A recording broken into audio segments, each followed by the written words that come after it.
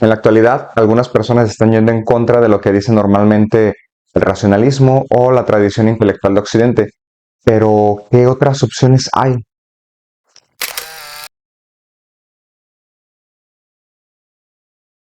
Bienvenido a Café y Filosofía, soy Oscar Navarro. Como sabes, en este canal comparto contenido que tiene que ver con temas de introducción a la filosofía, historia de la filosofía y actualidad. Si este contenido te interesa, te recomiendo suscribirte. Y bueno, tal cual hoy vamos a hablar de un tema que tiene que ver más con nuestra época actual, con algunos cambios de rumbo que propone la sociedad con respecto a la manera en que se interpretan las cosas. Cabe señalar que cuando estaba leyendo el artículo en el que me basé, que por cierto te lo voy a dejar en los comentarios, no estaba 100% convencido porque no estaba de acuerdo en todo lo que mencionaban estos dos pensadores que voy a mencionarte, pero recordé que tal cual eso es la filosofía. No necesariamente tenemos que estar de acuerdo, pero podemos escuchar diferentes posturas, diferentes puntos de vista, y eso enriquece realmente el pensamiento y la reflexión. El hecho de que las expongamos no necesariamente quiere decir que congeniemos con ellas. Podemos revisar diferentes puntos de vista, diferentes posturas, diferentes pensamientos, diferentes ideas, con la intención de ver qué cosas nos pueden ayudar, qué cosas son objetivas y qué cosas chocan con nuestro pensamiento. Y ahí es el momento de hacer el discernimiento. ¿Por qué están chocando con mi pensamiento? ¿Realmente es porque no son verdaderas o simple y sencillamente porque a mí no me gustaron? Es por eso que hoy te vengo a hablar de la filosofía del espíritu. El teólogo Pablo Dors y el filósofo y astrofísico Juan Arnau se reunieron en una charla que justamente, como te menciono, te dejé ya el link para que la puedas leer completa, para hablar de temas de espiritualidad, pero apegados a la cuestión filosófica. Como ya te había mostrado en un video anterior, aquí te dejo la tarjeta, la filosofía tiene la oportunidad de tocar todos los temas, no únicamente se limita a unos cuantos. Creo que aplica perfecto aquí la rama de la filosofía de la religión, en donde también se ve el fenómeno religioso, pero bajo la lupa de la filosofía, bajo la parte racional únicamente. Ese diálogo, por cierto, ya fue hace bastante tiempo, fue en el año 2021, pero creo que sigue dando mucho de qué hablar. Y su charla estaba centrada en el auge que últimamente se ha venido dando. Una cuestión que he notado, que he visto que incluso algunos otros pensadores han mencionado, eh, incluso en YouTube, de hecho, me pongo a pensar en Rick de Adictos a la Filosofía, que ya hizo un comentario de eso, eh, entre otros más. Igual te voy a dejar ahí en la descripción del video. Y bueno, te decía de un fenómeno que se está viendo, un regreso a lo espiritual. Y hablar de lo espiritual no necesariamente me refiero a una religión específica, a una religión instituida o que busquen algún credo, aunque sí pudiera darse el caso. Aquí hablamos de que se está regresando a la cuestión espiritual en todos los sentidos, o al menos en lo que las personas han buscado encontrar, ya sea a través de prácticas personales, a través de religiones instituidas o a través de ciertos grupos. De hecho, hace un tiempo tuve la oportunidad de ir a una conferencia en donde justo le preguntaba yo al filósofo que estaba exponiendo sobre esta cuestión del fenómeno religioso y de cómo se estaba dando un vuelco hacia la espiritualidad, pero no sé si en el momento no me expresé bien y él creyó que me estaba refiriendo simple y sencillamente al hecho de que te apegues a una religión con el sentido de pertenencia que éstas provocan, pero yo me refería más en específico a que justo se está dando esta parte en donde están buscando no nada más el arraigarse a una comunidad religiosa, el sentirse parte de algo, sino que realmente las personas están en esa búsqueda de algo que sea más trascendental, que no tenga que ver tanto con la parte materialista. Y es justo lo que analizan Pablo Dors y este filósofo que también te mencioné, Juan Arnau. Dentro de su charla, ellos mencionan un detalle que probablemente pudiera ser una de las causas de este vuelco a la espiritualidad en algunos sectores sociales. Uno de ellos lo ven en el hartazgo que tienen algunas personas por el mundo consumista, por la manera en que se está dando esta cuestión, probablemente por el capitalismo, probablemente por otras cosas, pero pareciera generar un hartazgo en algunos sectores sociales.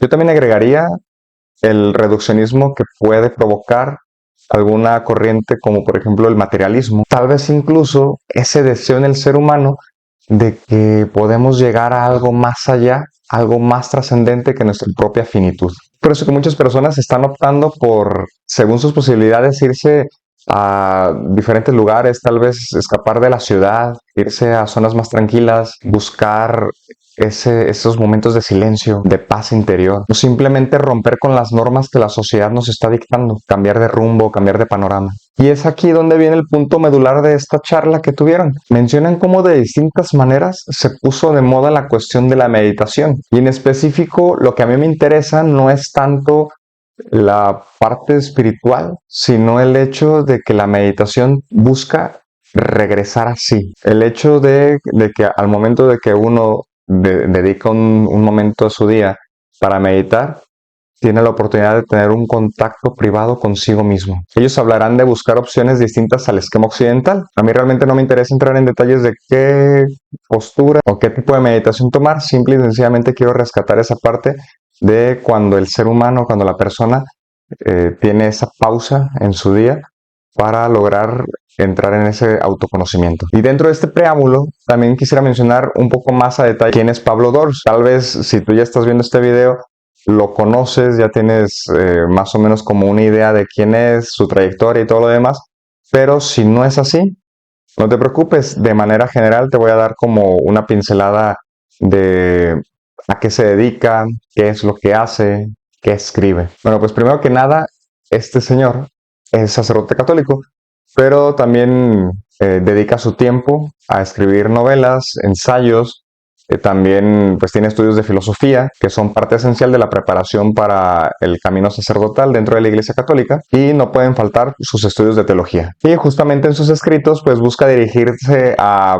las personas que, como te mencioné hace un momento, buscan otras opciones a las propuestas de manera tradicional, de manera ya estructurada, y más bien da como una apertura a cuestiones nuevas que pueden impulsar este camino espiritual. Y como ya te decía hace un momento cuando introducí el video, pues no nos vamos a centrar tanto en su obra como tal, en algo privado, sino más bien en la charla que tuvo con el filósofo Juan Arnau. Y bueno, ¿por qué la cuestión espiritual de la meditación tiene mucho que ver con la filosofía?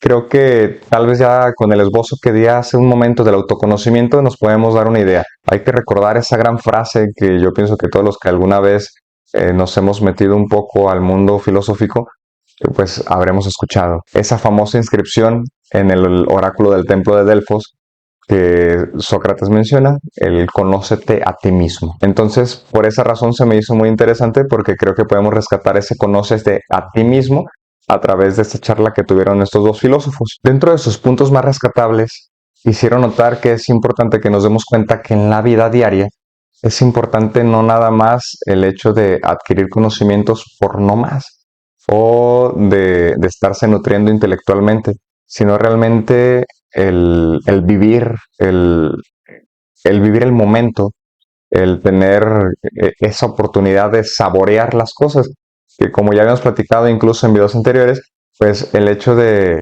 dedicarse a la filosofía es justamente buscar la sabiduría.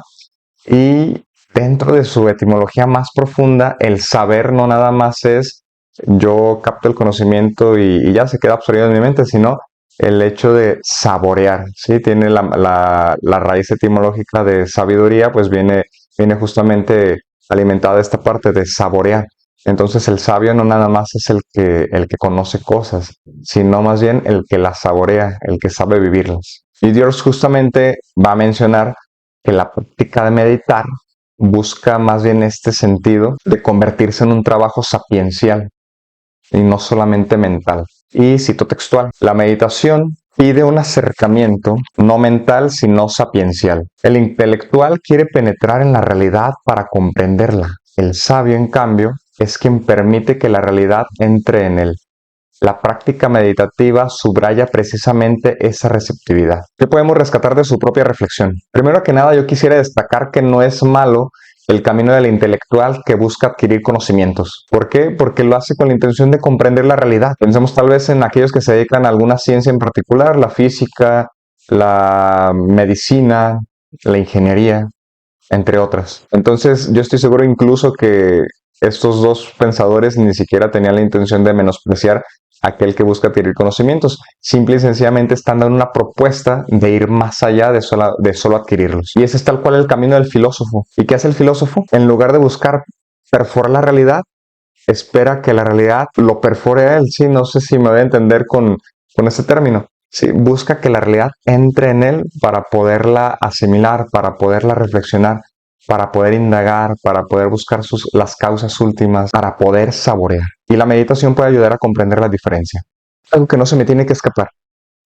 Como un pequeño paréntesis, esta charla de estos dos pensadores pues va a girar en torno al presupuesto de que todo lo que están mencionando es basados en la premisa de que sí creen en la existencia del espíritu, sí, creen en una parte espiritual en el ser humano que es más allá de la cuestión material. Entonces, para evitar caer en confusiones o ver alguna cuestión contradictoria, nada más hay que tomar en cuenta esta parte en su pensamiento. Otro aspecto rescatable de lo que alcancé a notar de su charla es cómo tienen esta relación muy clara entre lo que es cuerpo y mente y lo ven como una realidad en el ser humano que es muy importante y que no tiene que estar necesariamente dividida, como normalmente estamos acostumbrados al momento de observar el pensamiento platónico, en donde se ve más al cuerpo como una cárcel del alma y vemos al alma justo como esta parte espiritual en la persona que busca constantemente liberarse de esa prisión. Me agrada su postura en donde no buscan condenar la parte corpórea, sino que más parecida a lo que es el heliomorfismo de Aristóteles, pues buscan congeniar esta parte de la materia prima y forma substancial. De hecho, el mismo Dios dirá que una espiritualidad que no pase por el cuerpo se convierte en un idealismo, en una mera utopía. Y creo que aplica también perfectamente para la parte filosófica esta analogía. ¿Sí? Una filosofía que no pase a la realidad, que no busque encarnarse en el día a día de las personas, pues termina siendo una utopía, mera teoría. Entonces, tanto en la parte filosófica como en la parte espiritual que ellos están mencionando, rescatan esta cuestión, en donde no se ve como algo malo lo corpóreo, sino que es necesario también aterrizar estas ideas, aterrizar la vivencia espiritual o la vivencia propia del pensamiento para poder realmente dejar que la realidad se introduzca a nosotros, como lo había mencionado hace un momento. Pablo Dors también dirá que pues dentro de este camino uno no puede considerarse realmente un experto, sino cuando mucho un buen discípulo. Y eso también me remitió a la idea que se tiene de dónde salió el término filosofía. Entre muchas de las cuestiones que se pueden considerar, algunos historiadores consideran que el término filosofía,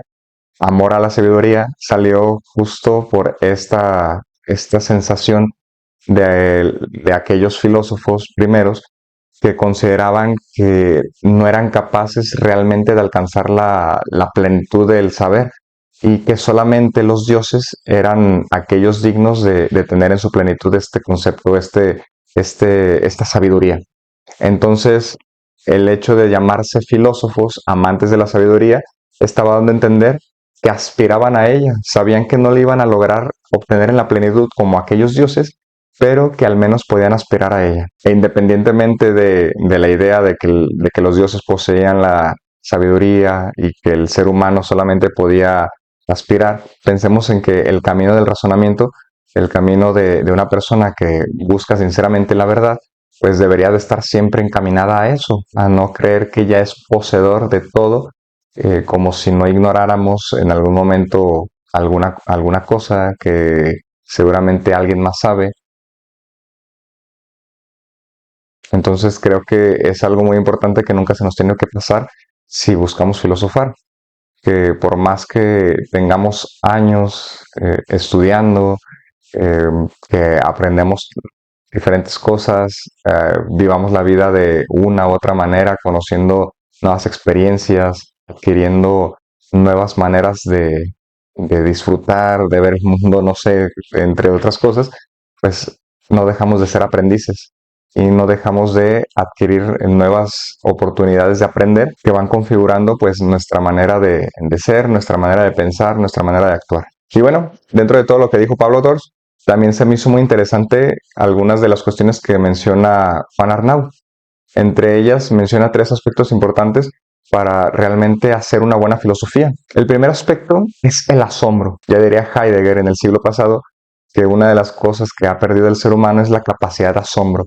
Y el filósofo no puede vivir sin asombrarse de las cosas, así sean las cosas más cotidianas, que en el momento en que se pierde esa capacidad o al menos se ve nublada, pues es justo cuando viene este sentimiento soberbio de aquel que puede decir, ah, ya lo sé todo, ya no necesito nada más porque nada me parece nuevo, ya conozco absolutamente todo, entonces nadie me puede venir a enseñar algo diferente. Arnaud también mencionará que es importante la simpatía. ¿Y a qué se refiere con simpatía? A ese conocimiento que establece relaciones y correspondencias entre las cosas. Y el tercer y último aspecto, la libertad, clave para entender a la persona humana, yo considero. Y justo la filosofía tiene que ayudar a liberarnos. Por esa razón creo que el ejercicio filosófico puede volverse tan interesante y a la vez tan complicado, porque es un constante evitar quedarnos estancados y buscar tal cual el aspecto de esa libertad en el ser humano, esa libertad en nuestra persona misma, para no quedarnos encasillados,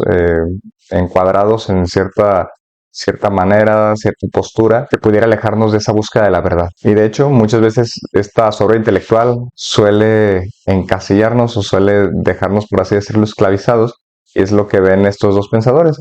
De hecho, Arnaud mencionará que el meditar le ayuda a él y propone justo ese mismo descubrimiento que él tiene en el meditar para que hagamos una pausa en donde podemos, meditando, hacer una reflexión crítica de qué pensamientos nos pueden estar atorando, nos pueden estar esclavizando y cuáles realmente nos están impulsando a liberarnos. Y cito textual: una persona espiritual se caracteriza, en mi opinión, porque es eminente práctica. Las actitudes que la meditación genera, atención, receptividad, escucha, acogida, se extienden poco a poco a la vida. Todos los místicos y profetas de la historia han chocado antes o después con sus contemporáneos. Vivir espiritualmente en el mundo supone ser capaces de alejarnos y volver, de subir a la montaña y luego bajarla. Y aclaro que la cita era de Pablo Dors. Les había dicho hace un momento que era de Arnaud, pero aquí en este caso intervino Dors. Pero Arnaud considera en el punto de Dors, remarcando específicamente esa parte importante de no dejar el mundo, sino de aprender a irnos y volver. Y si se puede, de una mejor manera incluso, a no desaparecer, sino más bien aprender a permanecer en él sin dejarnos envolver directamente por él. Como lo pudiera ver incluso académicamente, el hecho de que las humanidades no tienen que verse separadas de las ciencias particulares, deberían de ir de la mano. Muchas veces, de hecho, yo pienso que es muy común que encontremos los memes universitarios en donde las humanidades se pelean con las ciencias particulares con las humanidades, y pues es el cuento de nunca acabar. Entonces, pues es esta lucha constante que ya he tocado en otros videos del por qué considero que se dio a raíz del positivismo y demás. Entonces, al final, pues no deberíamos de verlas separadas, debería de haber una complementariedad en donde las humanidades aporten, pero también las ciencias particulares, que no deberíamos de ver contradicción realmente, deberíamos de verlas más bien como diferentes maneras de ver la misma verdad. De hecho, ahora sí Arnaud dirá, la ciencia es un gran poder, puede hacer la bomba o la vacuna, por eso tiene que escuchar a los humanistas. Creo que mejor ejemplo no pudo dar. El hecho de decir, bueno, el progreso es importante, es válido, pero ¿qué tanto podemos progresar sin pisotear la dignidad humana, sin afectar a nuestro ambiente, entre otras cosas? Y es justo ahí donde entran las humanidades. Y ejemplos como estos podemos ver muchos, y creo que, por ejemplo, la medicina es un campo abierto en donde se pueden observar constantemente esta parte de trabajar de la mano de la filosofía, por ejemplo, en la cuestión bioética, y ya directamente el progreso a través de los descubrimientos médicos, los avances, entre otras cosas, a través de la genética y demás. Y prácticamente todo este diálogo entre meditación para conocerse a sí mismo va a girar en torno a eso, en que es importante esa pausa, esa desconexión, pero permaneciendo en la realidad, permaneciendo en el mundo. Y como ellos dirán, no es la intención que la espiritualidad pierda tierra, porque va a degenerarse y convertirse en espiritualismo, y ese espiritualismo va a derivar en un sectarismo, que justamente es lo que se quiere evitar. La idea del filósofo no es que funde su secta, la idea es que logre vivir dentro de la sociedad a la que se supone que está estudiando, a la que se supone que busca darle luz a través de ese pensar constante por medio de la filosofía. Y bueno, cierro esta reflexión de su diálogo justo con lo que al final me motivó para así hacer esta charla de café. Específicamente, como menciono, habrá cosas que no me parecieron, otras que sí. Dejé completo el diálogo para que cada quien tenga la oportunidad de revisar y formar su propio criterio, pero la intención es esa, tener esta apertura de no necesariamente congeniar con ciertas maneras de pensar, pero ver en qué nos pueden enriquecer, porque al final nadie es tan mentiroso que no puede decir una verdad. Y la cita es la siguiente: o creemos que nosotros tenemos la verdad y que el mundo está equivocado, o vamos juntos a buscar la verdad, puesto que la verdad no es una posesión, sino un camino. Esto ha sido todo por hoy. Si te ha gustado este video, te agradecería mucho que le dieras un like y le des clic al botón de compartir para que más personas puedan llegar a conocerlo. Si tienes más que decir al respecto del tema, te espero en los comentarios y con gusto te leo. A seguir buscando juntos la verdad. Nos vemos en la próxima.